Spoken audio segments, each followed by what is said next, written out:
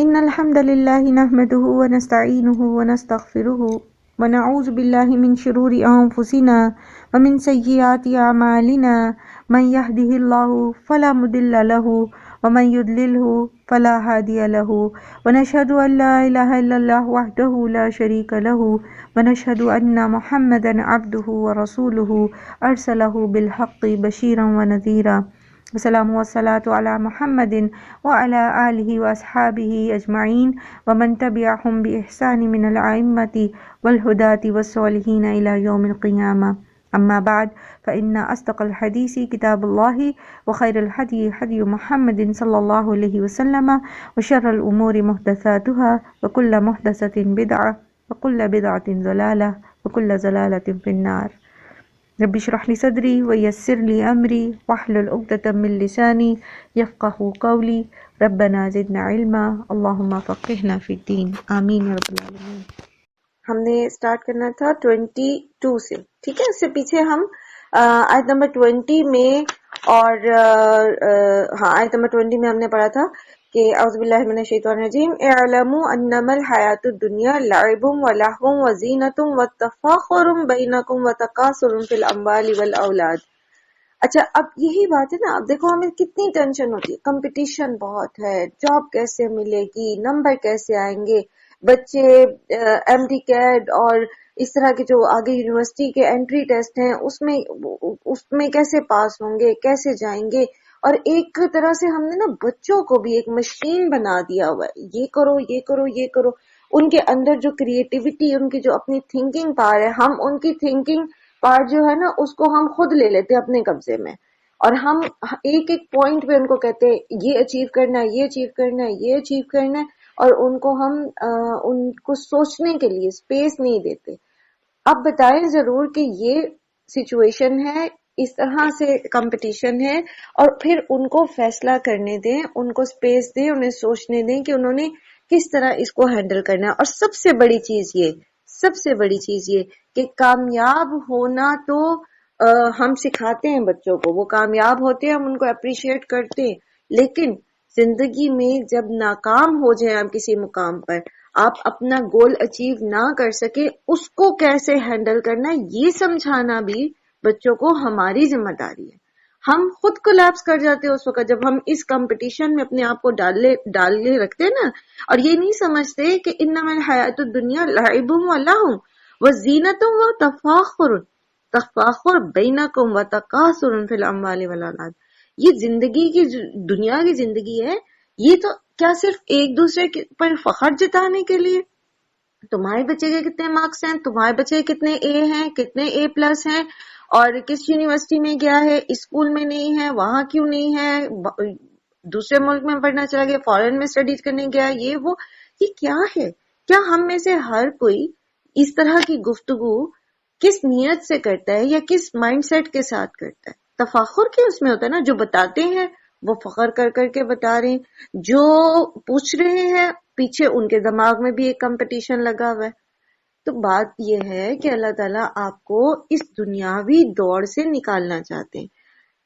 آپ اچیو کرنے کی کوشش ضرور کریں، بچوں کو کمپٹیشن ضرور دیں، لیکن وہ ایک ہیلدی کمپٹیشن ہونا چاہیے، ایسا جس سے وہ سیکھیں، جس سے وہ دنیا میں زندگی میں آنے والی مشکلات سے مقابلہ کرنا سیکھیں، نہ کہ یہ کہ صرف نمبروں کی دوڑ میں لگ کے وہ کچھ بھی اور نہیں سیکھیں، اور جب پریکٹیکل لائف میں آئیں تو پریکٹیکل لائف میں انہیں مشکلات کا مقابلہ ہی نہ کرنا ہے. اور بہترین سے بہترین اسٹوڈنٹ جو ہے، جس کو آپ بہت اپریشیٹ کرتے ہیں اور اس کو صرف جیتنا آتا ہے، اس کو صرف ون کرنا آتا ہے، ایکسل کرنا آتا ہے، جب وہ پریکٹیکل لائف میں آتا ہے، اور پریکٹیکل لائف کا معاملہ تقدیر کے مطابق ہے، وہاں جب وہ آزمائشوں میں آتا ہے، وہاں جب اس کو فیلئر فیس کرنا پڑتا ہے، تو اس کو تو عادت ہوتی ہے صرف اپلاس کی، اس کو تو عادت ہوتی ہے صرف تعریفوں کی، اور اس کو لگتا ہے کہ میں بہت بہترین ہوں، اور پھر وہ کلیپس کر جاتا ہے، وہ بالکل بھی جو ہے وہ ان ہارڈ شپس کو سروائیو نہیں کر پاتا. تو دنیا کی زندگی جو ہے نا، یہ کمرہ امتحان ہے. بچوں کو بتانا، اپنے آپ کو یہ ریئلائز کرانا ہے ہم نے کہ یہ اصل میں وہ نہیں ہے جو ہمیں حاصل کرنا ہے.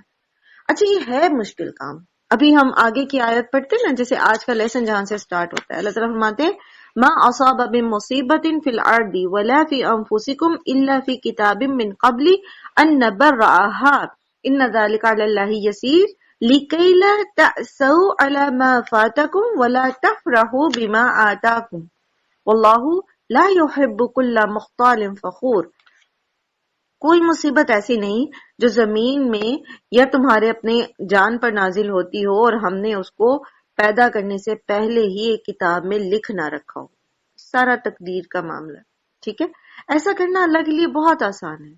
اِنَّ ذَلِکَ عَلَى اللَّهِ یسیر، ساری لوگوں کو، ساری مخلوق کو پیدا کرنے سے پہلے ہی اس کے ساتھ کیا ہونا ہے وہ لکھ دیا گیا، ٹھیک ہے؟ اب آپ مجھے خود بتائیں، ایک چیز آلریڈی ریٹن ہے، ہمیں دین یہ سکھاتا ہے کہ آپ کوشش کریں، ایفرٹ کریں، اور اس کے بعد نتیجہ اللہ کے سپورٹ کریں، اور پھر جو نتیجہ آتا ہے اس میں یہ مائنڈ سیٹ رکھیں کہ اس میں میرے لیے بہتری ہے کیونکہ یہ بیسٹ پلانر کی طرف سے آیا۔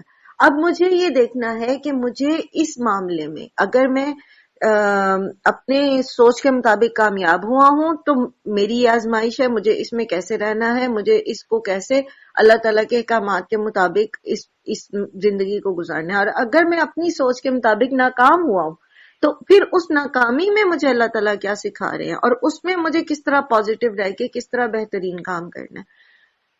کیونکہ یہ اللہ سبحانہ وتعالیٰ نے جو یہ معاملات ہیں، تقدیر، رزق، اسپاؤزز، رشتے، بچوں، بیٹوں کے، بیٹیوں کے، کہاں رہنا ہے، ہر نفس نے کس جگہ رہنا ہے، کیا کھانا ہے، کتنا کھانا ہے، کیا اس کی اولاد ہوگی، کتنا عرصہ وہ جیے گا، کس جگہ اس کو موت آنی ہے، تو یہ تو سب اللہ تعالیٰ نے معاملے اپنے ہاتھ میں لے رکھے، اور ہم دعا کر سکتے ہیں، ہم اس میں خود کچھ تبدیلی نہیں کر سکتے، ٹھیک ہے؟ ہمیں کیا سکھایا گیا ہے کہ آپ اپنے تئیں کوشش بہترین کریں، لیکن اپنے آپ کو نتیجہ نکالنے والا نہ سمجھیں، نتیجہ آپ کے اوپر نہیں ہے، ٹھیک ہے؟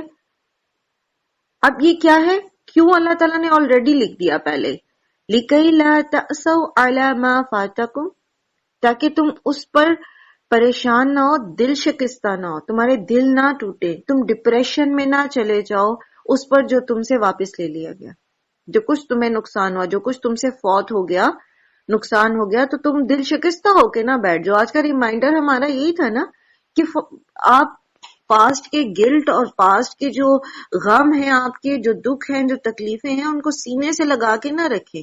اب آپ اس کو کچھ نہیں کر سکتے، وہ گزر گیا، اس کو گزر گیا، اب آپ اس کو کچھ نہیں کر سکتے، ٹھیک ہے؟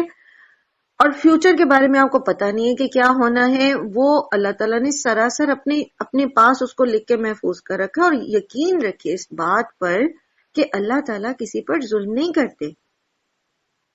اس چیز کو ذہن میں ہم نے رکھنا ہے۔ ہمارا ایمان، اللہ کی معرفت کیا ہے؟ آمنت باللہ میں یہ بات بھی آتی ہے نا کہ ہمیں اپنے رب پر یقین ہو کہ وہ ظلم نہیں کرتا، اللہ تعالیٰ نے تو بتا دیا نا، اور ہمیں اپنے رب پر یقین ہو کہ اس کو ہم سے بہت محبت ہے کیونکہ وہ الودود ہے، اور وہ جو کچھ بھی کرے گا وہ ہمارے بہترین فائدے میں ہوگا۔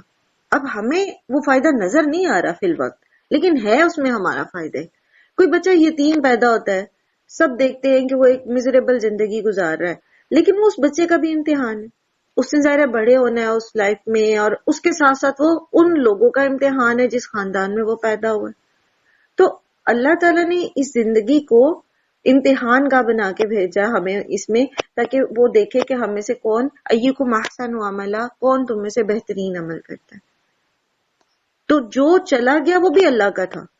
اب دیکھو بہت سارے لوگ اپنی زندگی میں ہونے والے غموں کو ایسے اپنے سینے سے لگا کے رکھتے ہیں، اور وہ اتنے اس کے ایڈکٹڈ ہو جاتے ہیں، سائیکولوجیکل پرابلم ہوتی ہے۔ بیسیکلی بعض لوگ جو ہیں وہ غم زدہ رہنے کے نشے میں مبتلا ہو جاتے ہیں، وہ اس غم، آپ ان کو جتنا بھی سنائیں، صبر کی تلقین کریں، آپ ان کو مثالیں دے کے سنائیں، اپنی مثالیں دیں، جنرل پبلک میں سے دیں یا انبیاء کی دیں، وہ اپنے غم سے نکلنا نہیں چاہتے۔ غم کا بھی ایک نشہ ہوتا ہے، وہ جو سیلف پٹی ہوتی ہے نا، وہ سیلف پیٹی جو ہوتی ہے وہ ایک نشہ ہوتا ہے، اس میں ان کو اپنے غم میں رہ کے سرور ملتا ہے. اس سٹیج پہ جانے سے پہلے انسان یہ ریئلائز کر لے کہ یہ جو دکھ ہے، یہ جو غم ہے، یہ میری تقدیر کا حصہ تھا اور اللہ تعالیٰ مجھے آزما رہے ہیں کہ یہ جو غم میرے پاس ہے، جس وجہ سے یہ میں غمگین ہوں، اس میں میرا کوئی اختیار نہیں ہے. بس اللہ تعالیٰ یہ دیکھنا چاہ رہے ہیں کہ میں اس میں اما شاکرن و اما کفورا کیا کرتا ہوں. ٹھیک ہے، تو پھر انسان کبھی بھی اس سٹیج پہ نہیں جاتا. اسی طرح وَلَا تَفْرَحُوا بِمَا آتَاكُمْ، اور نہ ہی اللہ تعالیٰ نے یہ تقدیر کیوں پہلے سے لکھ رکھی ہے تاکہ جو کچھ تمہیں مل گیا ہے تم اس کے اوپر فخر نہ کرو، تفاخر نہ کرو.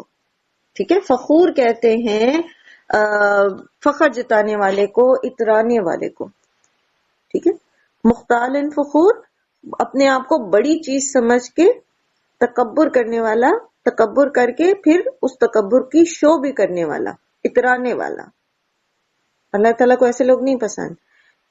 کیوں بتا دیا کہ سب کچھ پہلے سے لکھا ہوا ہے. دیکھو جو تکلیف تمہیں پہنچ رہی ہے that was the part of that تقدیر. ٹھیک ہے، وہ اس ڈیسٹینی کا پارٹ تھا جو اللہ تعالیٰ نے تمہارے لیے پہلے لکھ رکھی ہے. اسی طرح جو کچھ تمہیں مل رہا ہے، جو نعمتیں تمہیں مل رہی ہیں، جو کامیابیاں تمہیں مل رہی ہیں، وہ بھی اللہ کی طرف سے لکھ دی گئی تھی. اس پہ بھی تمہیں فخر کرنے یا دوسروں کو حقیر سمجھنے یا ان پر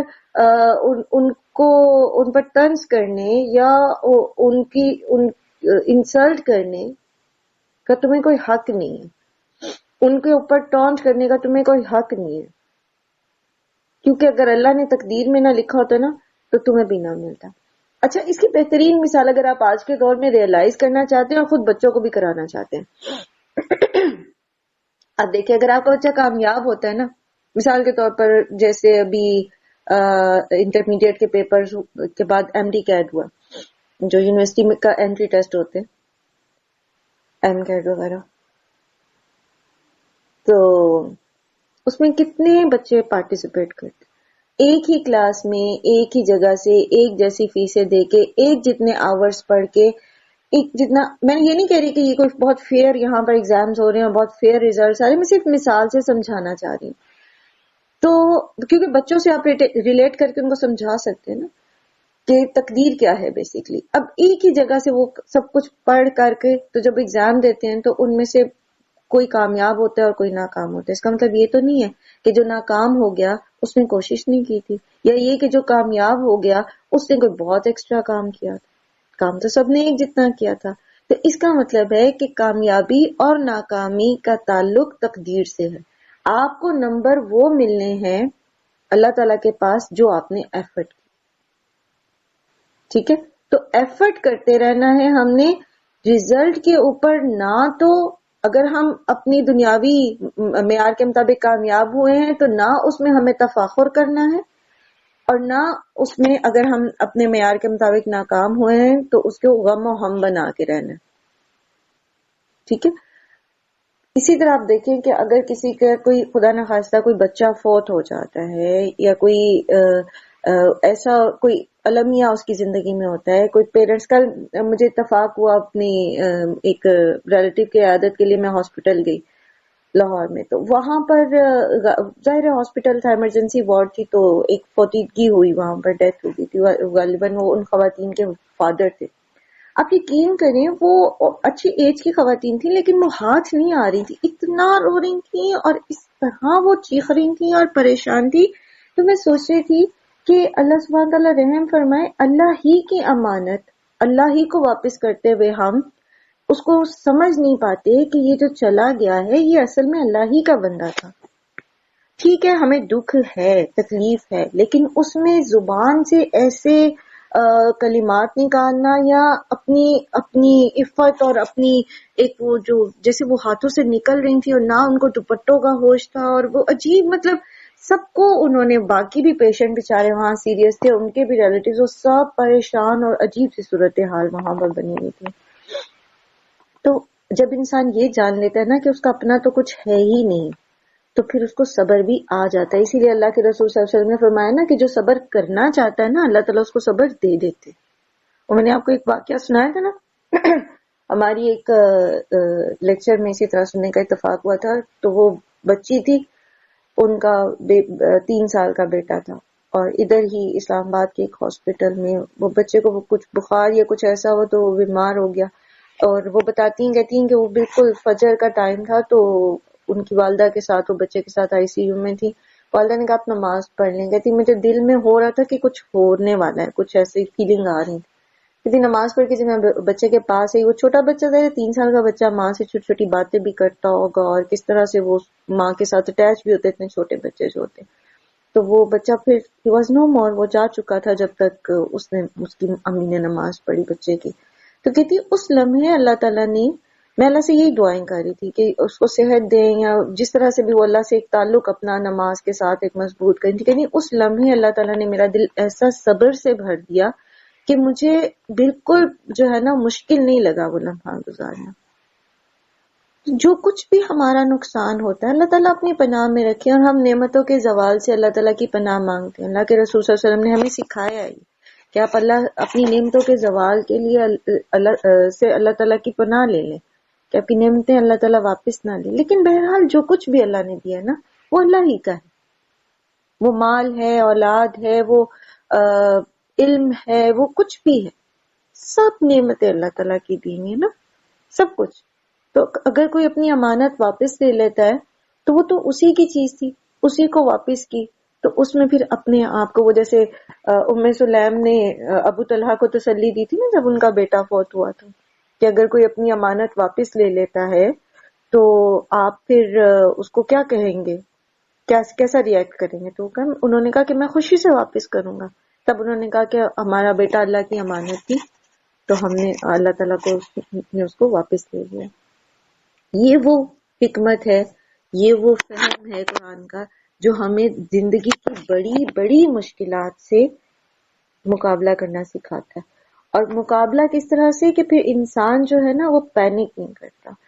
اسی طرح بات ہو رہی تھی کل، کیونکہ مجھے اتفاق ہوا بہت سارے لوگوں سے ملاقات کرنے کا ان 2 دنوں میں، تو وہ بات یہ کہی تھی کہ ڈپریشن بہت بڑھتا جا، میڈیکل سے ان کا تعلق تھا. ڈپریشن بہت زیادہ ہے، اور گاؤں کی عورتوں میں ڈپریشن ہے، اور رچ جو ایلیٹ کلاس ہے اس میں بہت ڈپریشن ہے. اور اب تو سب سے زیادہ جو بچا ہوا تھا نا طبقہ وہ مڈل کلاس تھی، کیونکہ مڈل کلاس یوزلی نہ تو بہت زیادہ ان کے پاس ہوتا ہے اتنا کہ ان کا نقصان ہے، اور نہ ہی وہ اللہ رحم کرے اتنی مجبوری اور قسم و پرسی میں ہوتے ہیں کہ وہ غربت کے اس میں چلے جائیں. لیکن اب مڈل کلاس کے اندر بھی جو ہے نا، جب سے یہ دوڑ لگی ہے نا، جب سے یہ کمپٹیشن آئے ہیں، جب سے یہ برانڈز کی دوڑ لگی ہے، جب سے لائف سٹائل چینج ہوئے ہیں، جب سے ایک ایک چیز کو ہم نے مقابلہ کرنا شروع کیا، تو اب یہ ڈپریشن کی بیماری مڈل کلاس میں بھی آ گئی ہے. اور چونکہ ان کا واسطہ تھا اسی فیلڈ سے تو وہ بتا رہے تھے کس طرح جو ہے وہ زیادہ لوگوں کے اندر یہ چیزیں آ رہی ہیں. تو وجہ کیا ہے؟ وجہ کیا ہے؟ کیوں؟ انسان تو وہی ہے، اس کی فزیک تو وہی ہے. وجہ صرف یہ ہے کہ ہم نے اپنا منتہائی نظر دنیا کو بنا لیا. ہم نے اس کی حقیقت کو، جو اللہ سبحانہ تعالیٰ نے پچھلی آیت میں آپ نے پڑھا نا کہ وَمَا الْحَيَاةُ الدُّنْيَا إِلَّا مَتَاعُ الْغُرُورِ، دھوکے کا سامان. یہ چمکتی لگتی ہے لیکن اصل میں اس کی حقیقت کچھ نہیں. یہ صرف ایک کڑا امتحان ہے جس میں سے ہم نے گزرنا ہے، اور ہر ایک کا امتحان مختلف. تو اگر اس سوچ کے ساتھ ہم یہ زندگی گزاریں نا تو ہماری ایکسپیکٹیشنز لوگوں سے کم ہو جاتی ہیں، ہماری امیدیں ان سے کم ہوتی ہیں. ہم اپنے اللہ سے امید رکھتے ہیں، ہم اللہ ہی سے اجر مانگتے ہیں، اور اللہ ہی کی خاطر ہم حقوق العباد بھی ادا کرتے ہیں. تو پھر لوگوں سے ہماری جو توقعات ہوتی ہیں وہ ختم ہو جاتی ہیں، پھر ہم ہرٹ نہیں ہوتے، پھر ہم ذہنی طور پر پریشان نہیں ہوتے. اسی طرح پھر چیزوں کے اندر ہماری محبت نہیں رہتی. ایک کمپٹیشن جو ہوتا ہے، ایک دوڑ جو لگی ہوتی ہے، اس میں وہ ہماری جو ہے نا وہ ختم ہو جاتی ہے. ہمیں پتہ ہوتا ہے کہ جو کچھ بھی اگر ہم نے کما لیا، ہم نے انفیئر مین یوز کیے، یا ہم نے اپنے آپ کو صرف دنیا میں ہی تھکا دیا، جس کام کے لیے اللہ تعالیٰ نے امت مسلمہ کو چنا ہے اس کے لیے ہم وقت ہی نہ نکال پائے، پھر ہم اللہ کی عبادت کے لیے وقت نہ نکال پائے، تو جو بھی کر لیں ہم، وہ اگر اللہ تعالیٰ نے چاہا تو وہ سیکنڈ نہیں لگنا واپس جانے. تو اس کو سیکیور کرنے کے لیے، جو ہماری دنیا کی نعمتیں ہیں ان کو سیکیور کرنے کے لیے بھی تو ہمیں اللہ کی فرما برداری کرنی ہے. تو ہم اس کے پیچھے پھر دیوانے نہیں ہوتے، اور اگر اس میں کوئی نقصان ہو بھی جاتا ہے تب بھی ہم اس طرح پریشان نہیں ہوتے یا اس طرح جو ہے کلیپس نہیں کرتے ڈپریشن میں نہیں جاتے جس طرح کے کوئی عام دنیا دار آدمی اپنے کسی دنیاوی نقصان پہ جا سکتا ہے.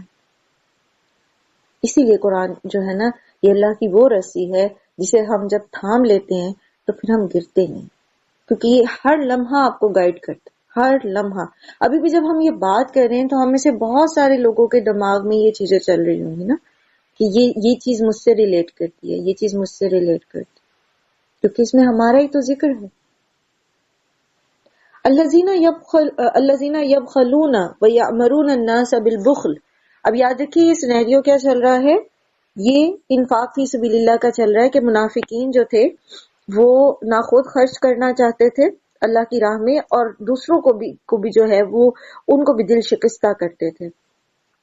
یہ رویہ ہمارے ہاں بہت عام ہے.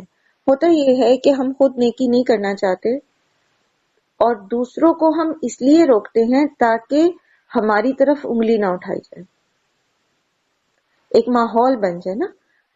دیکھو وہ بھی تو نہیں کر رہا، اگر کوئی مجھے کہے کہ جی تم یہ نہیں کر رہے ہو تو میں کہوں دیکھو فلاں بھی نہیں کر رہا، فلاں بھی نہیں کر رہا، تو اس لیے وہ فلاں فلاں فلاں کو ساتھ ملا لیتے، خود بھی نہیں خرچ کرنا چاہتے اور دوسروں کو بھی جو ہے وہ نیکی کے راستے سے ہٹانے کی کوشش کرتے ہیں تاکہ ان کی طرف جو ہے وہ ان کو پوائنٹ آؤٹ نہ کیا جا سکے، وہ اپنی مرضیاں کرتے رہے اور کوئی ان پر پکڑ نہ کرے.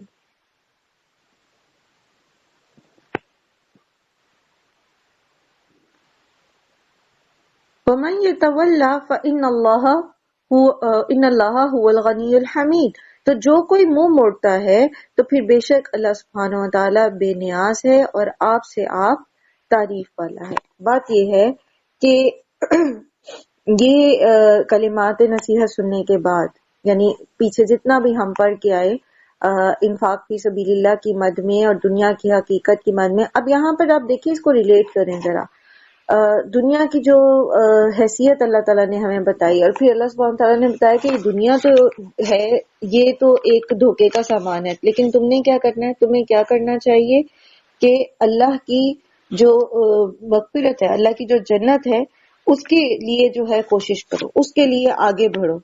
ٹھیک ہے، اس کے لیے ایک دوسرے سے مقابلہ کرو. سابقوا الی مغفرۃ من ربکم وجنۃ عرضھا کعرض السماء والارض، ہے نا. تو اصل میں انفاق فی سبیل اللہ کی طرف جو ہے وہ ابھارا جا رہا ہے، اور انفیکٹ اگر ہم اس کو تھوڑا سا جنرلائز کر لیں تو ہر نیکی کی طرف ہمیں ہر نیکی کی جو پہلی رکاوٹ بیچ میں آتی ہے نا، وہ رکاوٹ آتی ہی اس وجہ سے ہے کہ ہم اپنی دنیا کے معیار چھوڑنا نہیں چاہتے. کسی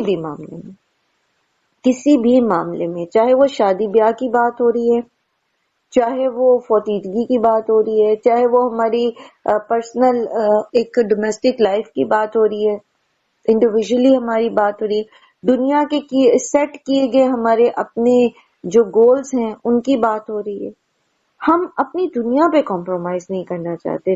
اور اس میں پھر نیکی کا کوئی بھی موقع، انفاق ہو یا نماز ہی پڑھنا کیوں نہ ہو، یا پھر سچ بولنا ہی کیوں نہ ہو، یا امر بالمعروف ہی کیوں نہ ہو، وتواصوا بالحق ہی کیوں نہ ہو، ہم اس کو اس لیے نہیں کرتے، اس لیے نہیں کرنا چاہتے کیونکہ ہماری دنیا متاثر ہوتی ہے.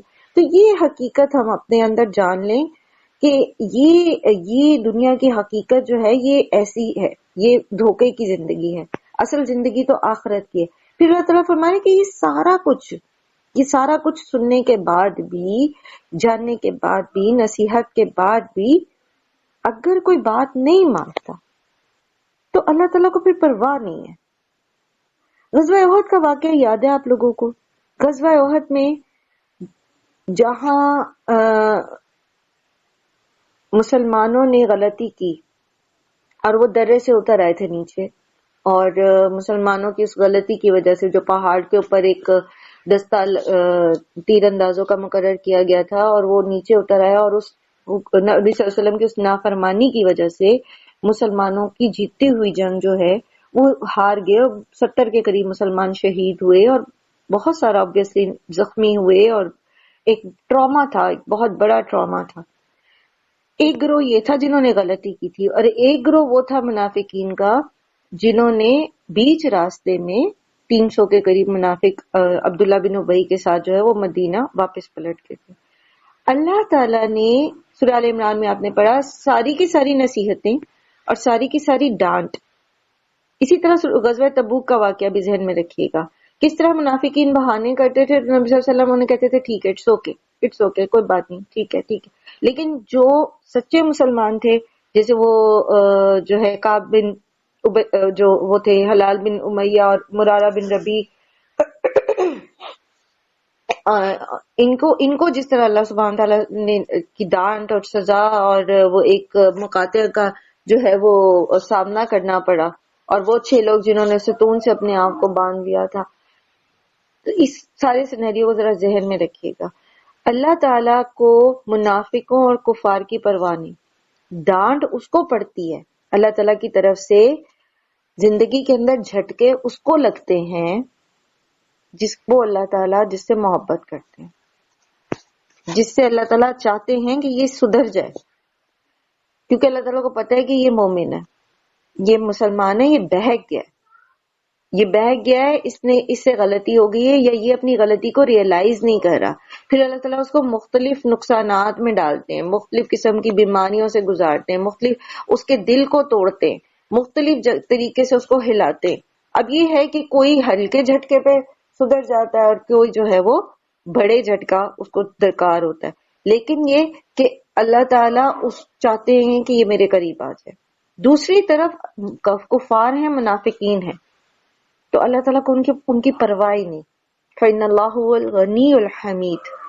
اللہ تعالیٰ ان کو نعمتیں دیتے چلے جاتے ہیں, ان کو کامیابیاں دیتے چلے جاتے ہیں, اتنی کہ وہ اپنی دنیا کے اندر گم ہو جائیں, وہ اپنی غلطی کو ریئلائز بھی نہیں کر پاتے کہ توبہ ہی کر سکے. شیطان ان کو ان کی زندگی میں اتنا محو کر دیتا ہے اور ان کی غلطیوں کو اس طرح ان کے سجا کے ان کے سامنے کرتا ہے کہ وہ اس پہ استغفار بھی نہیں کر پاتے. دوسری طرف مسلمان ہے, مومن ہے, تو وہ غلطی کرتا ہے, وہ گناہ میں جاتا ہے, تو اللہ تعالیٰ اس کو ہلاتے رہتے انٹل انلیس کہ یا تو اس کے نصیب میں ہدایت پر آنا ہے تو ہدایت پہ آتا ہے, نہیں تو پھر جب وہ نہیں مانتا اور وہ اس کے اوپر ہٹ درمی کرتا ہے تو پھر اللہ تعالیٰ اس کو بھی اس کے حال پہ چھوڑ دیتے, کیونکہ اللہ تعالیٰ بے نیاز ہے. سبحان اللہ, مجھے اپنے رب پہ بہت پیار آتا ہے, اور اللہ تعالیٰ ہمیں توفیق دیں کہ اللہ کا حق تو ہم ادا نہیں کر سکتے, لیکن بہرحال پھر بھی ایک دل سے اس کی تعریف بیان کر سکیں, اس کی تسبیح کر سکیں کہ اس کو کتنی محبت ہے ہم سے. وہ قادر مطلق ہے, وہ اتنا مائٹی ہے, اس نے زمین و آسمان بنائے, اتنی مخلوقات ہے, ہر لمحہ ہر لہجہ اس کی تسبیح کریں, اس کی فرما برداری کریں.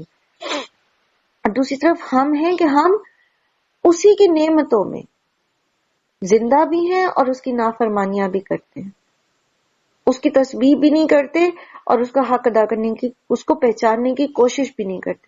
پھر بھی اس کو ہماری پرواہ ہے, پھر بھی وہ ہمیں ہمارے حال پہ چھوڑ نہیں دیتا. سبحان اللہ. حالانکہ اس کو ضرورت نہیں کسی کی بھی, کسی کی ضرورت نہیں, وہ آپ سے آپ حمید ہے, لیکن پھر بھی وہ ہماری پرواہ کرتا ہے. اللہ تعالیٰ ہمیں توفیق دیں کہ ہم اپنے رب کو پہچانیں, اور پھر جب اس لیول پر آپ اپنے رب کو پہچانتے ہیں تو پھر اس کی محبت سے دل خود بخود بھرنے لگتا ہے. اللہ تعالیٰ ہمیں توفیق دے. لَقَدْ أَرْسَلْنَا رُسُلَنَا بِالْبَيِّنَاتِ وَأَنزَلْنَا مَعَهُمُ الْكِتَابَ وَالْمِيزَانَ لِيَقُومَ النَّاسُ بِالْقِسْطِ. اور ہم نے اپنے رسولوں کو صاف صاف نشانیاں اور ہدایت دے کر بھیجا, اور ان کے ساتھ کتاب اور میزان نازل کی تاکہ لوگ انصاف پر قائم ہوں. اب آپ دیکھیے اس مختصر سی سٹیٹمنٹ میں اللہ سبحانہ وتعالیٰ نے انبیاء کا پورا مشن بتا دیا. انبیاء اکرام کو کیوں بھیجا گیا, ہمیں اس میں جو ہے نا وہ 3 چیزیں ہمارے سامنے آتی ہیں. سب سے پہلے کیا ہے, بینات, کھلی نشانیاں, واضح دلائل, کہیں کہ واقعی وہ اللہ کے رسول ہیں. ٹھیک ہے, اس میں جو ہیں وہ معجزات بھی ہو سکتے ہیں اور ان کی اپنی زندگی بھی ہو سکتی ہے. یعنی جیسے نبی صلی اللہ علیہ وآلہ وسلم کی پوری زندگی جو تھی وہ بین تھی, واضح, ان کے عقائد, ان کی عبادات, ان کے معاملات, ان کا اخلاق, ان کا کردار چلے عقائد اور عبادات تو بعد کی بات آتی ہے نبوت سے، لیکن اس سے پیچھے آپ صلی اللہ علیہ وسلم کا اخلاق، کردار، آپ کے معاملات لوگوں کے ساتھ، یہ سارے کے سارے جو ہیں ان کے سامنے بالکل واضح تھے. تو انبیاء کرام جو ہیں وہ معجزات لے کر آئے، اس کے ساتھ ساتھ ان کی اپنی زندگی بھی لوگوں کے لیے ایک گواہی کے طور پر تھی کہ وہ جو بتا رہے ہیں، ٹھیک ہے. کتاب کی بات آئے گی نا آگے، کتاب کی، وَعَهُمُ الْكِتاب. تو کتاب جو وہ لے کر آئے ہیں، جو تعلیمات وہ دے رہے ہیں لوگوں کو، وہ سب حق اور سچ ہے. ٹھیک ہے، کیونکہ جس طرح کا ان کا کردار ہوتا ہے، ایسا شخص نہ تو جھوٹ بولتا ہے، نہ ایسا شخص اپنے دنیاوی فائدے کے لیے کوئی ایسی بات کر سکتا ہے. دوسری چیز جو ہمیں پتہ چلتی ہے کہ انبیاء کے ساتھ کیا ہے، کتاب. ٹھیک، وہ جس میں ساری تعلیمات لکھ دی گئی انسانوں کی ہدایت کے لیے، جو کچھ درکار تھا ان کی تربیت کے لیے، وہ تاکہ وہ اس سے نبی کے دنیا سے چلے جانے کے بعد اس سے رجوع کر سکے. تیسری چیز جو انبیاء کے مشن کا حصہ ہے وہ ہے میزان، یعنی وہ معیار حق اور باطل جو ٹھیک ٹھیک تول کر بتاتا ہے. میزان کسے کہتے ہیں؟ ترازو کو. ٹھیک ہے، تو ترازو کیا کرتا ہے؟ بیلنس کرتا ہے نا. تو یہ بیلنس یعنی حق کیا ہے اور باطل کیا ہے اس کو کھول کر بتا دے.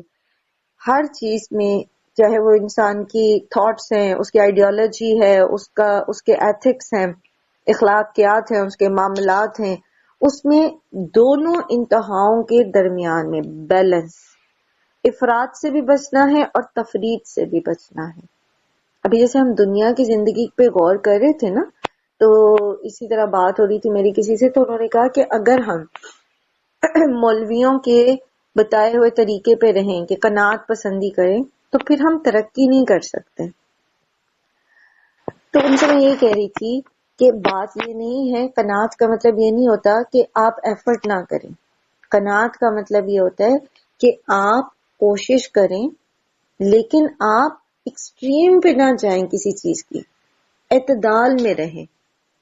جو مل گیا اس پہ راضی رہیں. آپ نے کوشش کی لیکن آپ کو نہیں ملا تو آپ اس کے اوپر ناراض نہ ہو.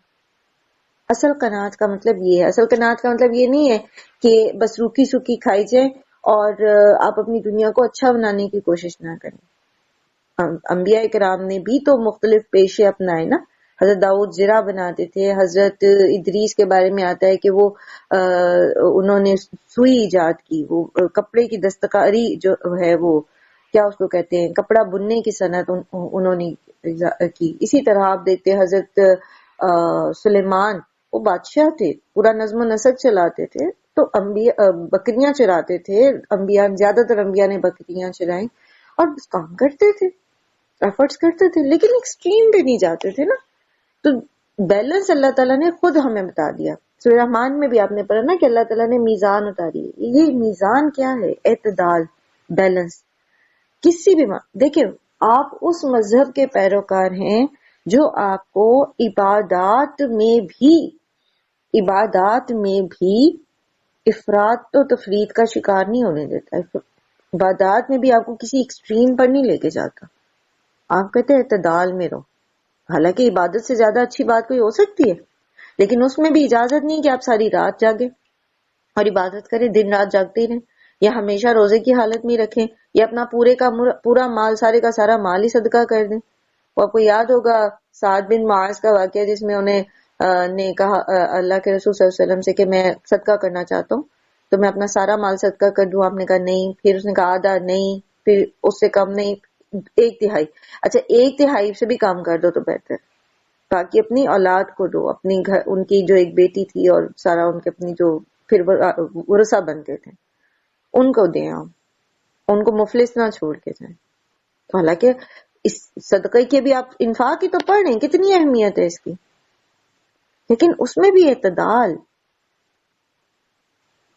تو جو مذہب آپ کو عبادات میں اعتدال سکھاتا ہے تو وہ پھر کسی بھی معاملے میں آپ کو ایکسٹریم کا شکار نہیں کرنا چاہتا نا. یہ تو ہم نے سمجھنا ہے. اسی طرح آپ دیکھیے، معاف کر دینا کتنا اچھا وہ ہے، پسندیدہ ہے. پورے قرآن میں آپ پڑھتے ہیں کہ معاف کر دے، معاف کر دے، لیکن ایسی معافی جو خرابی کو بڑھاتی ہو. آپ کو صبر کی تلقین کی جاتی نا، کسی کی شادی ہوتی ہے بچی کی، اور وہ اسے کہا جاتا ہے آپ نے صبر سے حوصلے سے وہاں وقت گزارنا ہے، ٹھیک ہے، بہت اچھی بات ہے، لیکن جہاں انفیئر ظلم آ جائے شوہر کی طرف سے، سسرال کی طرف سے، جہاں ظلم شروع ہو جائے، وہاں تو آپ کو اللہ تعالیٰ نے صبر کرنے کے لیے نہیں کہا. وہاں اللہ تعالیٰ نے ہی آپ کو بتایا ہے کہ خلا بھی لی جا سکتی ہے، ٹھیک ہے. اور وہاں پر اللہ تعالیٰ ہی نے بتا دیا آپ کو کہ اگر سورۃ طلاق میں آپ پڑھیں گے کہ اگر شوہر اور بیوی نہیں رہ سکتے اکٹھے اور وہ سیپریٹ ہونے کا فیصلہ کر لیتے ہیں تو اللہ تعالیٰ دونوں کے لیے راہیں نکال دے گا، آگے دونوں کے لیے بہترین ہو جائے گا. تو کہیں بھی اللہ تعالیٰ نے آپ کو ظلم برداشت کرنے کے لیے نہیں کہا، بلکہ کس چیز کا حکم ہے؟ وَتَوَاصَوْا بِالْحَقِّ، حق کا ساتھ دیں، حق کے ساتھ کھڑے ہیں، حق کی تلقین کریں. اس کے بعد وَتَوَاصَوْا بِالصَّبْرِ آتا ہے. تو اعتدال ہے نا، صبر کریں، ٹھیک ہے، صبر کریں لیکن ظلم برداشت نہیں کریں.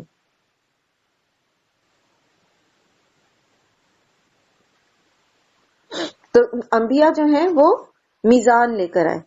تو ان تینوں چیزوں کے ساتھ، اس کے ساتھ ساتھ پھر آپ اس کو انصاف میں لے کر آئیں، عدل اور انصاف. کسی بھی معاشرے میں عدل اور انصاف اگر نہیں آتا، میزان نہیں رکھی قائم ہوتی وہاں پر، اور ہر مجرم کو ایک جیسی سزا نہیں دی جاتی، تو پھر وہ معاشرے جو ہے وہ تباہ ہو جائیں گے. انبیاء، ہر نبی یہی اصول لے کر آئے کہ اللہ تعالیٰ کے نزدیک کسی کا مال، کسی کی دولت، کسی کا عہدہ جو ہے وہ کچھ میٹر نہیں کرتا. اللہ تعالیٰ کے پاس رتبہ ہے تقویٰ کا. تو کسی کوئی بھی سٹیٹس کی وجہ سے، کسی کے بھی عہدے کی وجہ سے، کسی کے بھی مال کی وجہ سے اس کو سپیئر نہیں کیا جائے گا، اس کا جرم برداشت نہیں کیا جائے گا.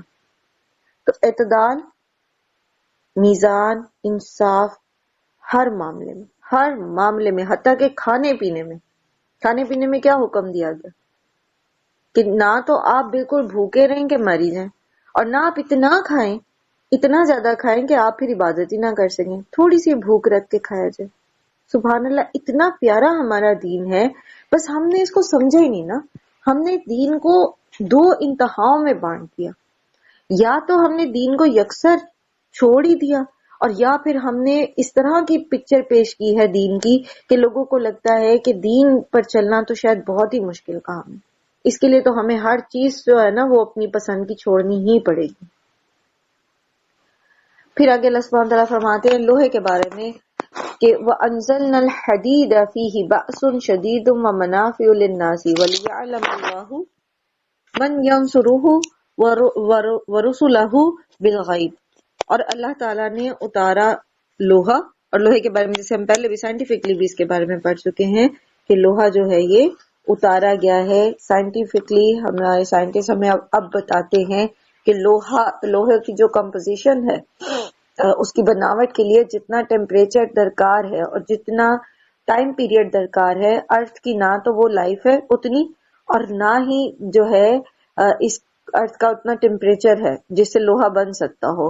تو یہ جو ہے یہ اتارا گیا. جب بگ بینگ ہوا تو یہ کسی اور سیارے سے، کسی اور ستارے کا حصہ ہے جو زمین کے اندر آ گیا ہے. تو سبحان اللہ، یہ اللہ تعالیٰ نے 1450 سال پہلے جب سائنس کا کہ کوئی وجود ہی نہیں تھا، اس وقت اللہ تعالیٰ نے کیا بتایا؟ وَأَنزَلْنَا الْحَدِيدَ، اور ہم نے نازل کیا لوہا. لوہا زمین کی پروڈکٹ نہیں ہے. جیسے زمین کی پروڈکٹ ہے نا، پیٹرولیم ہے اور دیگر منرلز وغیرہ ہیں، وہ سب زمین کے اندر بنے ہیں، زمین ہی میں بنے ہیں. لیکن لوہا جو ہے وہ زمین میں بنا نہیں ہے، بلکہ اس کو اللہ تعالیٰ نے دوسری کسی جگہ سے اس میں اتارا ہے. اور کیا ہے اس میں بہت زور ہے، لوگوں کے لیے فائدہ ہے. اور کیوں اتارا اللہ تعالیٰ نے؟ تاکہ اس سے وہ دیکھے کہ کون رسولوں کی مدد کرتا ہے اور کون جو ہے اللہ کی مدد کرتا ہے. اللہ کی مدد سے مراد کیا ہے؟ اس کے دین کی مدد. ان اللہ قوی عزیز، بے شک اللہ تعالیٰ بہت قوت والا اور زبردست ہے. تو لوہا اتارنے کا مطلب کیا ہے؟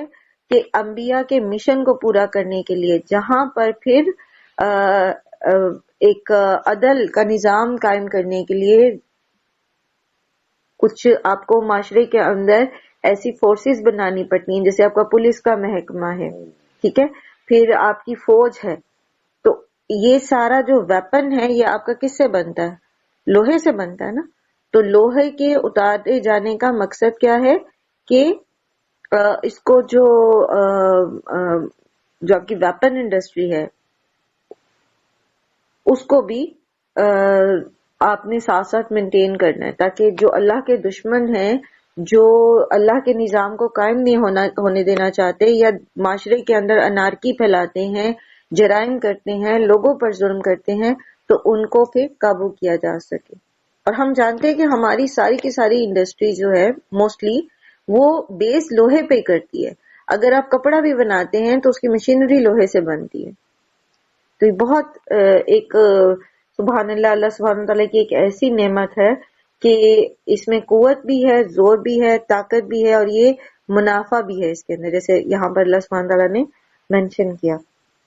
تو اللہ کے رسول، اللہ کے انبیاء جو ایک عدل کا نظام لے کر آئے ہیں، میزان لے کر آئے ہیں، اس کو نافذ کرنے کے لیے جہاں پر پھر ہمیں قوت درکار ہے تو اس کا ذریعہ بھی اللہ تعالیٰ نے یہاں بتا دیا۔ لیکن ایک بات یاد رکھیے، دین جو ہے، دین کو نافذ کرنے میں جہاں ہمیں ایک قوت کی ضرورت ہے نا، ایک فورس کی ضرورت ہے، لائک آپ پولیس کا محکمہ کہہ لیجئے یا فوج کا محکمہ کہہ لیجئے یا دیگر ایسے محکمے جو لوگوں کو جرائم سے روکنے کی کوشش کرتے ہیں یا دین پر چلانے کی کوشش کر سکتے ہیں، تو اس قوت سے پہلے ایک سٹیپ ہے، ٹھیک ہے؟ لوہے کا ذکر بعد میں آیا، انبیاء کی بینات لانے کا ذکر پہلے آیا، کتاب کا ذکر پہلے آیا، میزان کا ذکر پہلے آیا۔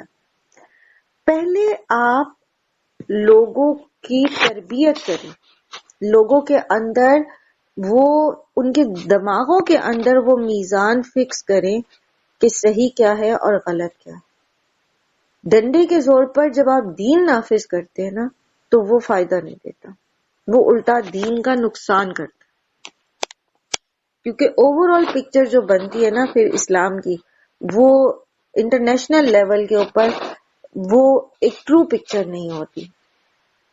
جتنی بھی انتہا پسند تنظیمیں ہیں یہ کیوں غلط ہیں؟ نام تو وہ اللہ کا ہی لیتی ہیں، کہتے تو وہ یہی ہیں کہ ہم اللہ کا دین نافذ کرنا چاہتے ہیں، لیکن وہ غلط کیوں ہیں؟ ہم کیوں ان کو سپورٹ نہیں کرتے؟ کیونکہ وہ غلط ہیں، ان کا طریقہ کار غلط ہے۔ دین کبھی بھی ایسے نافذ نہیں کیا جاتا، وہ ایک غلط پکچر اسلام کی پیش کر رہے ہیں۔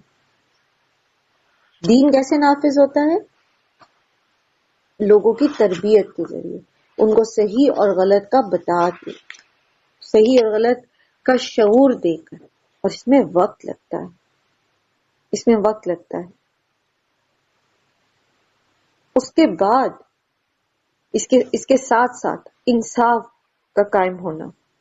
جس معاشرے میں عدل اور انصاف کے تقاضے پورے نہیں کیے جاتے وہاں پر جرائم ہوتے، تو جرائم کو روکنے کے لیے صرف سخت یہ نظام کی ضرورت نہیں ہے، یہ مطلب کہ آپ لوگوں کو جو جرم کرتا ہے اس کو ماریں پکڑیں، اس کے لیے ضروری ہے کہ پیچھے ایک عدل و انصاف کا پورا ایک نظام قائم ہو، تاکہ جو پکڑا جائے اس کو، جو بھی پکڑا جائے یا جو بھی غلطی وہ کرنا چاہے، جرم کرنا چاہے، اس کو اس چیز کا احساس ہو کہ اس کی پکڑ ہوگی، اور پھر اس کو اس کی کوئی سفارش اور کوئی اس کی جو ہے وہ عہدہ یا اس کا کوئی مال اس کے کام نہیں آئے گا۔ تو یہ گریجولی ہونے والے کام ہیں، یہ کبھی بھی اس طرح سے انقلاب جو ہے وہ نہیں آ سکتا کہ کچھ لوگ اٹھیں اور وہ کچھ اپنے من چاہے چیزوں کو نعرے بنائیں اور وہ کہیں کہ جی ہم خلافت قائم کرنا چاہتے ہیں یا ہم یہ کرنا چاہتے ہیں، دینی نظام لانا چاہتے ہیں۔ یہ سب بہت سسٹمیٹکلی گریجولی ہوگا، اور اس کے لیے قرآن کو پورے کا پورا نافذ کرنا پڑے گا، پورے کا پورا۔ صرف حدود نافذ کر کے آپ کو وہ چیز فائدہ نہیں دے گی، جب تک لوگوں کو آپ قرآن جو شعور لے کر آیا، جو حکمت لے کر آیا، جو ایمان قرآن لے کر آیا، اللہ کے رسول صلی اللہ علیہ وسلم نے جو ایمان ہمیں سکھایا، وہ نہیں آپ لوگوں کو سکھاتے، وہ ان کے دلوں میں نہیں اترتا، تب تک کسی قسم کی زور زبردستی جو ہے نا وہ دین نافذ نہیں کر سکتے۔ اور پھر آگے اللہ سبحانہ تعالیٰ حضرت نوح کی مثال اور حضرت ابراہیم کی مثال دیتے ہیں، وَلَقَدْ أَرْسَلْنَا نُوحًا وَإِبْرَاهِيمَ وَجَعَلْنَا فِي ذُرِّيَّتِهِمَا النُّبُوَّةَ وَالْكِتَابَ فَمِنْهُمْ مُهْتَدٍ وَكَثِيرٌ مِّنْهُمْ فَاسِقُونَ۔ ہم نے نوح اور ابراہیم کو بھیجا اور ان دونوں کی نسل میں نبوت اور کتاب رکھ دی. پھر ان کی اولاد میں سے کسی نے ہدایت اختیار کی اور بہت سے فاسق ہو گئے. یہاں پر نبی صلی اللہ علیہ وآلہ وسلم سے پہلے جو نبی اور رسول آئے جیسے ان کا ذکر کیا جا رہا ہے کہ نوح علیہ السلام اور حضرت ابراہیم علیہ السلام. کہیں ویسے یہاں پر کیا جو خاص طور پر حضرت نوح اور حضرت ابراہیم کا ذکر اس لیے بھی کیا گیا کیونکہ نوح علیہ السلام جو ہیں وہ آدم ثانی ہیں, ٹھیک ہے, اور جتنے بھی پھر انسان آئے اور انبیاء آئے وہ سب نوح علیہ السلام کی نسل سے ہی ہیں بیسک.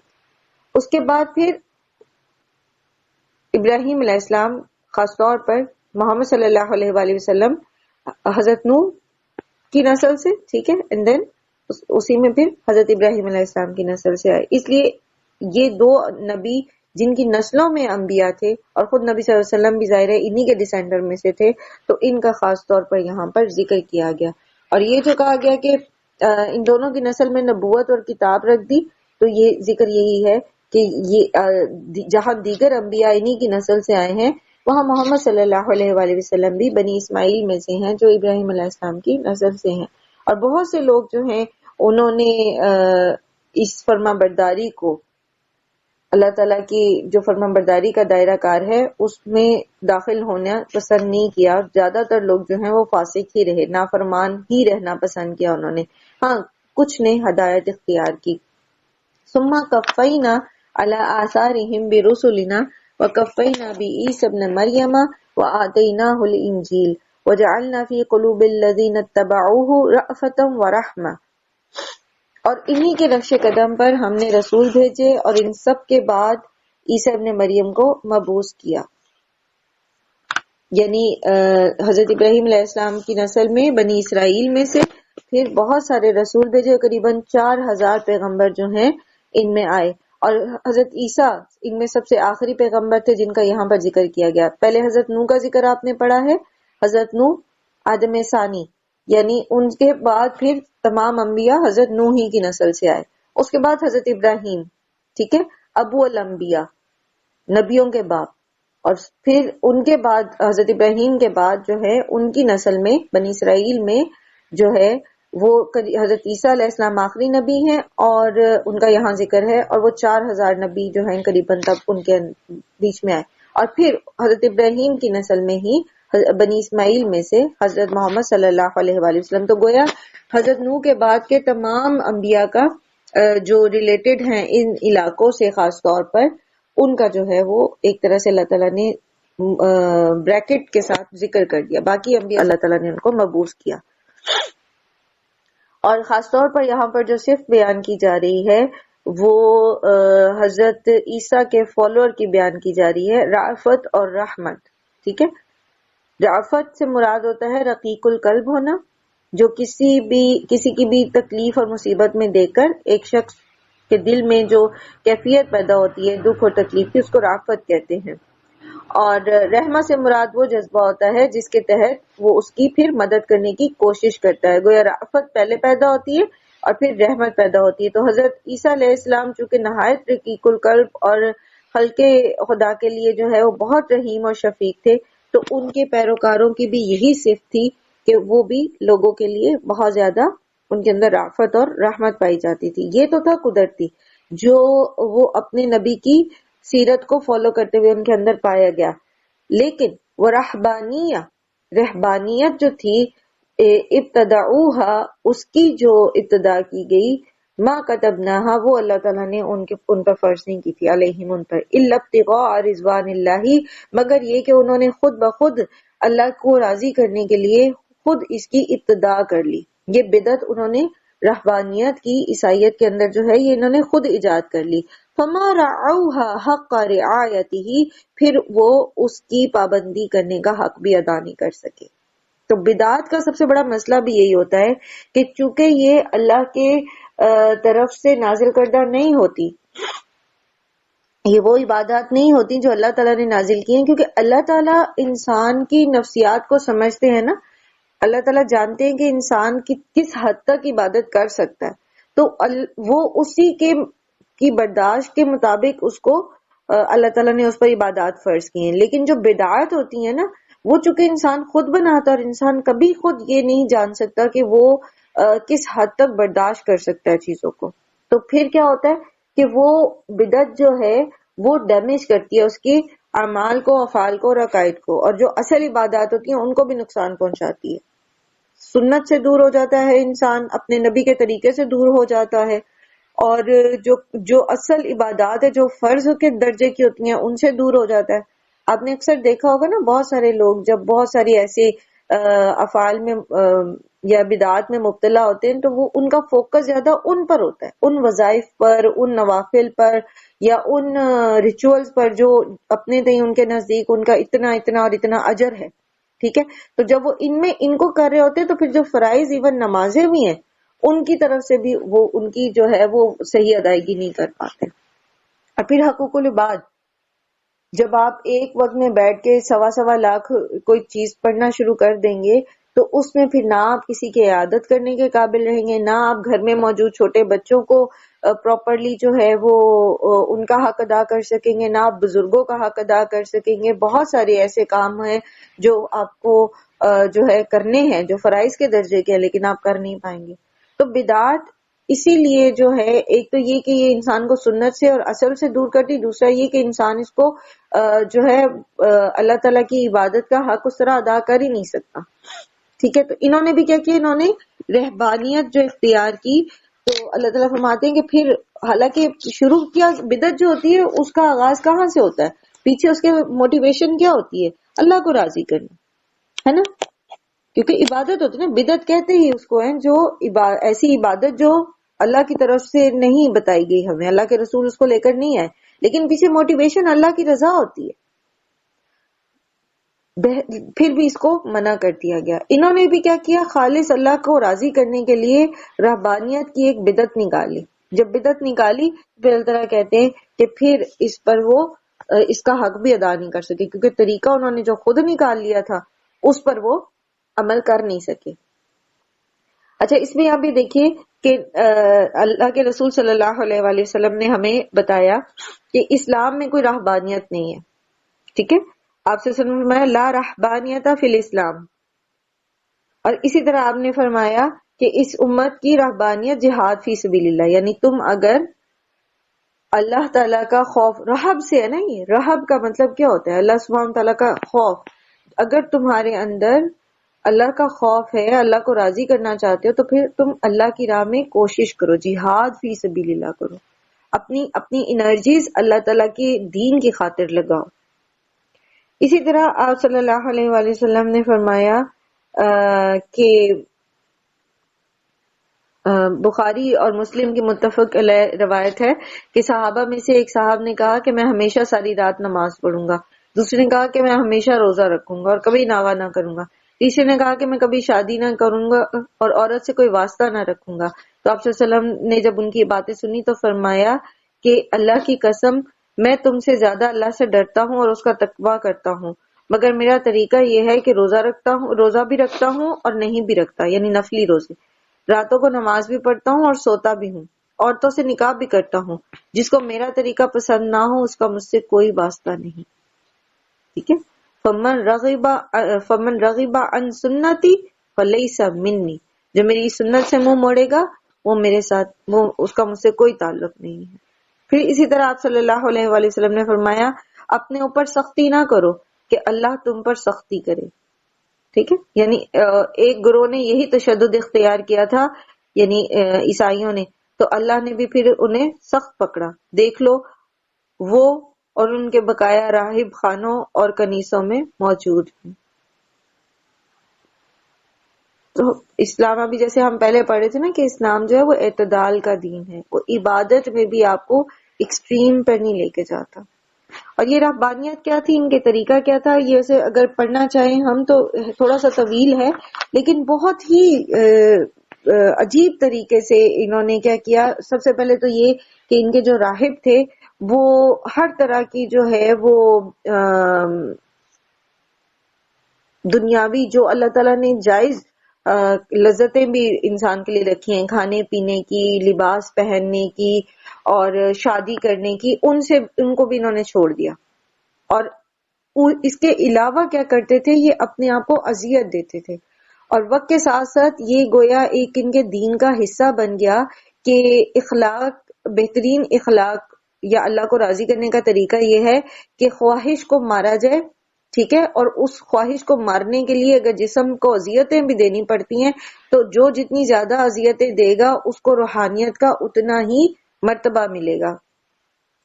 اور اس میں کافی لمبی اس کی ڈسکشن ہے، تھوڑی سی میں آپ کو آپ کی دلچسپی کے لیے اس کو تھوڑا سا بتاتی ہوں. ایک اس میں ان کے جو تذکرے ملتے ہیں مختلف سینٹس کے، آپ نے نام سنے ہوں گے نا، سینٹ فلاں سینٹ فلاں. تو یہ ان کے جو سینٹ ہیں اس میں اسکندریہ کا ایک سینٹ ہے مکاریوس. تو وہ ہر وقت اپنے جسم کے اوپر 40 کلو کا بوجھ جو ہے وہ اٹھائے رکھتا تھا. 6 مہینے تک وہ ایک دلدل میں سوتا رہا اور زہریلی مکھیاں اس کے ننگے جسم کو کاٹتی رہیں. اس کے مرید سینٹ یوسیبوس جو تھا وہ اس نے اس سے بھی بڑھ کر ریاضت کی، اس سے بھی بڑھ کر جو ہے وہ اس نے اپنے آپ کو تکلیف دی. وہ 150 پاؤنڈ کا بوجھ اٹھائے پھرتا تھا اور 3 سال تک وہ ایک خشک کنویں میں پڑا رہا. اور اسی طرح سینٹ سائبوس تھا، وہ صرف مکئی کھاتا تھا جو مہینہ بھر پانی میں بھگو کر بدبودار ہو جاتی تھی. یعنی ایک اللہ تعالیٰ نے جو مسلمانوں کو طریقہ بتایا نا کہ آپ حلال اور طیب کھائیں، تو بجائے حلال اور طیب کھانے کے کیا کرتا ہے وہ اور اس کو بدبودار کر کے، خراب کر کے، سڑا کے کھاتا تھا. اسی طرح سینٹ بیساریون جو تھا وہ 40 دن تک خاردار جھاڑیوں میں پڑا رہا اور 40 سال تک اس نے زمین پر لیٹ کے نہیں دیکھا، یعنی بیٹھا ہی رہا یا کھڑا رہا، لیٹا نہیں. سینٹ پاخومیوس کے بارے میں آتا ہے کہ وہ 15 سال اور ایک روایت کے مطابق 50 سال جو ہے وہ لیٹا نہیں بالکل. پھر ایک اور سینٹ کے بارے میں آتا ہے جس کا نام جان تھا کہ 3 سال تک وہ عبادت میں کھڑا رہا. اس پوری مدت میں نہ وہ کبھی بیٹھا اور نہ لیٹا، آرام کے لیے بس ایک چٹان کا سہارا لے لیتا تھا. اور اس کی غذا جو تھی صرف وہ تبرک تھا جو ہر اتوار کو اس کے لیے لایا جاتا تھا، یعنی اتوار کے اتوار کھانا کھاتا تھا. سینٹ سیمیون اسٹیلائٹ، اس کا نام پتہ نہیں اب کیا لکھا ہوا وہ پروناؤنس نہیں ہو رہا مجھ سے، وہ جو ہے وہ عیسائیوں کے بڑے جو سینٹ ہیں ان میں شمار ہوتا ہے اور ہر ایسٹر سے پہلے پورے 40 دن جو ہے وہ فاقہ کرتا تھا. ایک دفعہ پورے 1 سال تک وہ ایک ٹانگ پر کھڑا رہا. بسا اوقات وہ اپنی خانقاہ سے نکل کر ایک کنویں میں جا کر رہتا اور آخر کار اس نے جو ہے وہ ایک ستون بنوایا قریباً 20 فٹ بلند، 60 فٹ بلند، اور جس کا بلائی حصہ صرف 3 فٹ کے گھیر میں تھا اور اوپر جو ہے وہ ایک جگہ سی بنا دی گئی.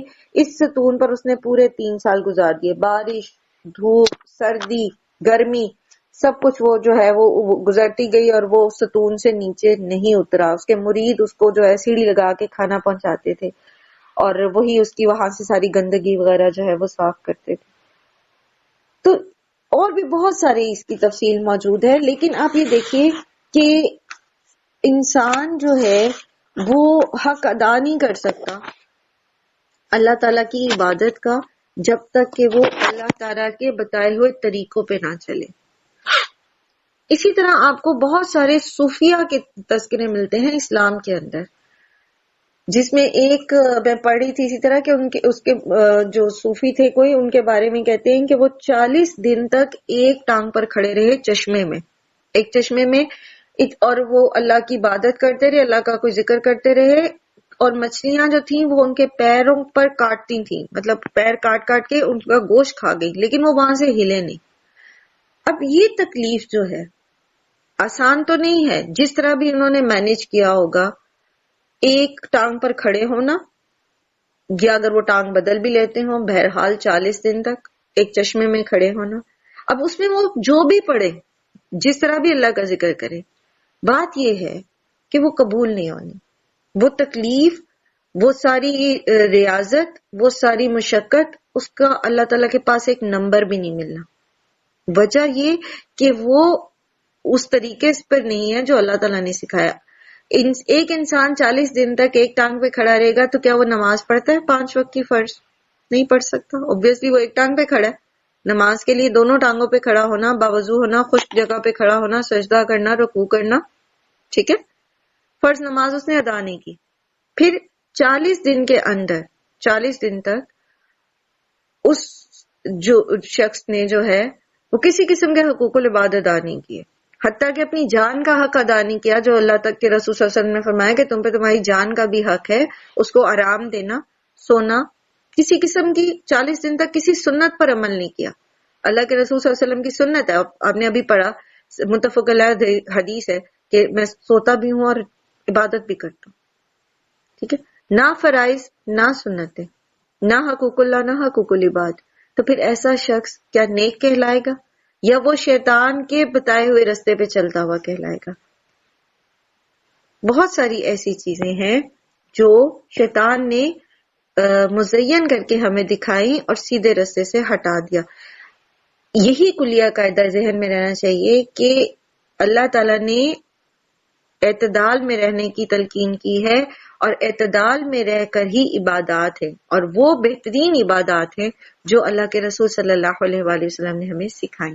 فَآتَيْنَا الَّذِينَ آمَنُوا مِنْهُمْ أَجْرَهُمْ، ان میں سے جو لوگ ایمان لائے ہوئے تھے ان کا اجر ہم نے ان کو عطا کیا. وَكَثِيرٌ مِّنْهُمْ فَاسِقُونَ، اور ان میں سے اکثر فاسق ہیں. جہاں بات ہوئی تھی حضرت نوح کی اور حضرت ابراہیم کے فالوورز کی، وہاں پہ بھی ہم نے پڑھا کہ کم لوگ ایمان لائے، زیادہ فاسق تھے. جہاں بات ہو رہی ہے حضرت عیسیٰ کے فالوورز کی، تو اس میں بھی اللہ سبحانہ تعالیٰ فرما رہے ہیں جنہوں نے جو ایمان لائے حضرت عیسیٰ پر اور حضرت عیسیٰ کو انہوں نے فالو کیا تو ان کا اجر تو ان کو ملے گا، لیکن ان میں سے اکثریت پھر کیا ہو گئی؟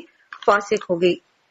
تو ان انبیاء کے فالوورز اور ان کے طریقہ کار کے ذکر کرنے کے بعد پھر اللہ تعالیٰ ہم سے مخاطب ہیں کہ یا ایھا الذین آمنوا اتقوا اللہ وآمنوا برسولہ یؤتکم کفلین من رحمتہ ویجعل لکم نورا تمشون بہ ویغفر لکم واللہ غفور رحیم. اے لوگوں جو ایمان لائے ہو، اللہ سے ڈرو اور اس کے رسول صلی اللہ علیہ وآلہ وسلم پر ایمان لاؤ. اور یہاں پر ایمان والوں کا ذکر، جو ایمان مومن کہا گیا ہے، وہ ان لوگوں کو کہا گیا ہے جو دیگر انبیاء پر ایمان رکھتے تھے، یعنی حضرت موسیٰ پر، حضرت عیسیٰ پر. یہود و نصارہ سے کہا جا رہا ہے کہ اگر تم اپنے انبیاء پر ایمان لائے ہو تو اللہ سے ڈرتے ہوئے اب محمد صلی اللہ علیہ وآلہ وسلم پر ایمان لا کر اپنے ایمان کی تکمیل کرو. اللہ تعالیٰ تمہیں اپنی رحمت میں سے دوہرا حصہ عطا کرے گا اور تمہیں وہ نور بخشے گا جس کی روشنی میں تم چلو گے. یعنی دنیا میں علم اور بصیرت کا نور عطا کرے گا جس کی روشنی میں تم قدم قدم جو ہے وہ صحیح طریقے پر چلو گے اور جاہلیت سے بچ سکو گے. ٹھیک ہے. اور آخرت میں پھر وہ نور ہوگا جس کا ذکر جو ہے پیچھے آیت نمبر 12 میں گزر چکا ہے. اور یہاں پر جو دگنے اجر کی بات ہو رہی ہے تو نبی صلی اللہ علیہ وآلہ وسلم نے فرمایا کہ اہل کتاب میں سے وہ شخص جو اپنے سابق نبی پر ایمان رکھتا تھا اور پھر محمد صلی اللہ علیہ وسلم پر بھی ایمان لے آیا، اس کے لیے دوہرا اجر ہے. اور اسی کی تفسیر جو ہے وہ سورہ سبا کی آیت نمبر 37 کرتی ہے، جس میں فرمایا گیا کہ مومنین صالحین کے لیے دگنا اجر ہے. لِأَلَّا يَعْلَمَ أَهْلُ الْكِتَابِ أَلَّا يَقْدِرُونَ عَلَى شَيْءٍ مِّن فَضْلِ اللَّهِ وَأَنَّ الْفَضْلَ بِيَدِ اللَّهِ يُؤْتِيهِ مَن يَشَاءُ وَاللَّهُ ذُو الْفَضْلِ الْعَظِيمِ. اور یہ علماء جو اہل کتاب کے جن لوگوں کو ایمان لانے کی دعوت دی جا رہی ہے ان کو یہ کہا جا رہا ہے کہ تم ایسا اس لیے کرو، یعنی محمد صلی اللہ علیہ وآلہ وسلم پر بھی ایمان لے کر آؤ اور اپنے ایمان کی تکمیل کرو، یہ اس لیے تاکہ اہل کتاب کو معلوم ہو جائے کہ ان کی کوئی اجارہ داری نہیں تھی دین کے اوپر. جو دیگر یہود و نصارہ ہیں، جیسے یہود کہتے تھے کہ ہم اللہ تعالیٰ کے چہیتے ہیں اور ان کو یہ پتہ چل جائے کہ دین پر ان کی اجارہ داری نہیں ہے، بلکہ نبی صلی اللہ علیہ وآلہ وسلم پر ایمان لانا. اور آپ صلی اللہ علیہ وسلم کو بنی اسماعیل میں اللہ تعالیٰ ہی نے پیدا کیا ہے، اور بنی اسرائیل سے اب وہ قیادت جو ہے بنی اسماعیل کے پاس آ گئی ہے، تو ان پر ایمان لانا ضروری ہے. ان کی کوئی اجارہ داری نہیں تھی دین پر کہ وہ سمجھے کہ بس انہی میں انبیاء نے آنا تھا. اور یہ کہ اللہ کا فضل ان کے اپنے ہاتھ میں نہیں ہے، وہ جسے چاہتا ہے اپنا فضل عطا کرتا ہے، اور وہ بڑا ہی ذوالفضل ہے، بہت ہی زیادہ فضل والا ہے. تو یہاں پر ہماری سورہ حدید کی الحمدللہ اللہ سبحانہ تعالیٰ کی توفیق سے اس کا فہم مکمل ہوا. آپ کا 27واں پارہ بھی مکمل ہو گیا. انشاءاللہ العزیز کل ہم سورہ مجادلہ کے ساتھ 28ویں پارے کا آغاز کریں گے. وآخر دعوانا الحمدللہ رب العالمین. سبحانک اللہم و بحمدک نشہد ان لا الہ الا انت نستغفرک ونتوب الیک. السلام علیکم ورحمۃ اللہ وبرکاتہ.